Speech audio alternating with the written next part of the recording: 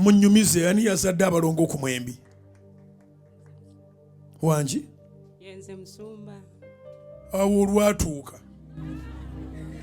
Yesu n'abikola musumba. Oluvannyuma lw'emyaka 8 ng'ebigambo bingi musumba n'alangira ebireekaana bisirike ewange ne bisirika. Byasirise na ddabo. Ekisibo ky'ebireekaana bisirike. Amina musumba. Mukama yabikola byasirise na ddabo. Ate abaana nabazaala nva wano mu overnight eyasookera ddala mu Yesu jangu ewange. Nali wano olubuto ne lunnuma ne ngenda mu ddwaliro nazaalanga Omwebbulaniya mu ddakiika 5 nali nzadde abaana 2. Wandizikubidde Yesu, wandizikubidde Yesu, wandizikubidde Yesu, wandizikubidde Yesu. Eri atamanyi tunonanga kikukanani mu musana mu nfuufu enkuba bw'eba etonnya mu bisooto tunonanga ki? Buli mulamwa gubaako nannyinigwo. Omwana omuwala ono yafumba emyaka 8 nga bali kubigamba ate abeeno mbamanyi bakulangira n'okujjuza ttooyi. Omwana oli awo mu kifo ky'okuzaala kati n'omwami nannyini n'aŋŋamba ng'ozunze wa bugingo bannayoosa byenzigiraako leediyo tondeekanisa Katonda kigosaba atazaaza. Naye musumba bwe yalangira ekisibo ne mugamba ku luno lwokka wembanga Katonda gwempeereza si ye Katonda ogenda kuddamu oyogere. Musumba yagenda okuddayo kuba ali Dubai nga already kiri confirmed nga olubuto nduyina. Kyokka era sitaani n'asigala ng'alwana olubuto lwali lwa mwezi gumu nenfuna obulumi ne ngenda mu ddwaliro. Ne baŋŋamba mbu mu lubuto mulimu ebizimba 3 naye ng'olubuto lwa mwezi gumu. Ne bampa omwezi gumu ne baŋŋamba bampa wiiki ne baŋŋamba bwe tutakuyongosa mu wiiki ogenda kufa. Ne mbagamba kale kangende waka neetereeze. Ne nkubira sister ne mugamba bampadde lifaalo ye Kawempe naye nze sigenda genda Kawempe ngenda genda mu ddwaliro e Kanani.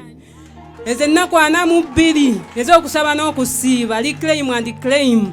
Buli Friday overnight nasiibanga wano n'ensula wano. Bwe naddayo ng'ennaku ziweddeko nze nenzikiriza mu mutima gwange nti ebizimba byawona n'empapula simanyi gye ziri kaakano. Kati n'olubuto ne lusigala nga lukula tebampa saddamu kumira yadde Panadol yadde Septrin yadde painkiller. Nga nze ŋŋamba Mukama bali nabawadde ssente zange ennaku 4 nasasudde emitwalo 4 baalemereddwa. Gwe sigenda kukuwa yadde 10 naye ate ogenda kukola byalemye bali. Ne mbeerawo musumba nga mbeerawo kusaala nali naakadda mu ddwaliro nga musumba alembera nnyo okukusabira ebizimba bikale. Ne nkubira sister ne mugamba agenzeeko e Kanani n'obulira musumba nti nina ebizimba ng'ayogera ku byange. Naŋŋamba musumba olinga atamumanyi kati Mukama yamubikkulidde. Musumba ne mbeerawo nga mbeera mu kusaba nga nzija wano ku Friday ne nsiibawo ne nsulawo ne nzira ewaka.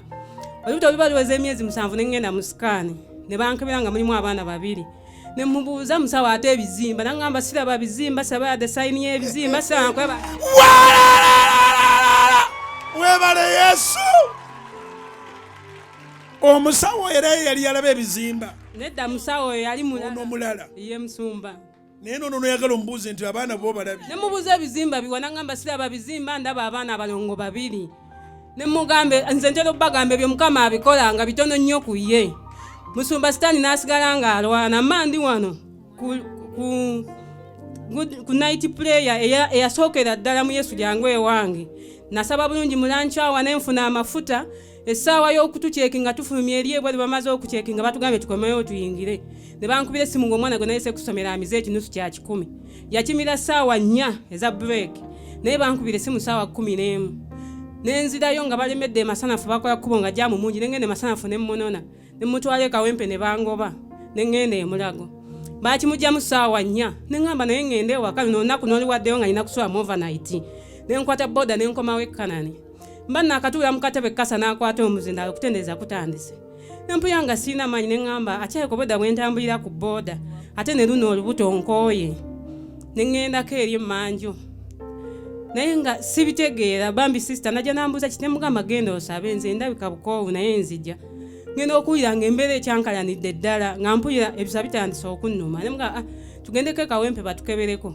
Twatuuka e Kawempe musawo aba ayambala gilavusi omwana asooka n'avaayo. Wayita eddakiika 5 n'owookubiri n'avaayo. Ne bajja ne banguba ne Katonda ne bagamba mpozi wabaddewa ne mbagamba musumba esweta yange ye yakolangawo busuuka. nga tetulina kye tulina musumba baali batugobera na ku gate nga tetulina wadda kano tukala mugule gloves 10 ne kotoni musumba ne twekwata awo ne tuyingira munda ne batubuuza ebipande biriwa musumba ffe nga twabadde wano ku church ne ngamba Katonda yatuleese okuva mu intercession bannaye musumba nebaza abasumba bonna intercession ku macha ngutufu etukolamu omulimu ne ngamba Katonda gwe nakeddemu ku macha mu intercession ne musumba mukisa agenda tuogerera musumba batukkiriza ne tugenda olwayingira bwetu nga batubuuza obusuuka buli wa koffeti wali mujjemu amasweta musumba ge gakolanga obusuuka obwagendamu abaana musumba bwe twali tuva wano musumba mukisa n'atusabira n'atugamba mugende musisinkane omusawo Mukama gwakozesezza musumba omusawo ye yatukolako natubeera mu ddwaliro e Kawempe wiiki namba saddamu kumulaba paka n'olwaleero naye Mukama abadde mwesigwa abaana twabazaala kale babulako naye musumba bali active mu ddwaliro baatusiibula mangu ne bagamba bali bulungi tugenda kuddanga era ye tuva wano tuddayo mu ddwaliro. Zikubire Yesu nze sina kye ngamba kirala. Kati bali abali bagamba muno tozaala. Amusumba kati boogera birala yazaala omwana wa myezi 6 waba yazaala yatuuka. Musumba tebibula bye boogera era boogera birala. Sitaani agwana muliro. Kakati ate kati boogera kuzaala nga tebatuuse. Ba myezi 6 abaana baba batuuka si babbaawe kati bali abo batuula bufofofo mumpa amafuta nsabira abaana b'abandi mbane newunyiza okubanga tebakyayogera balina okwogera kubanga emyezi tejjaggwayo bannabbi ba Mukama bano muwala na mulenzi baki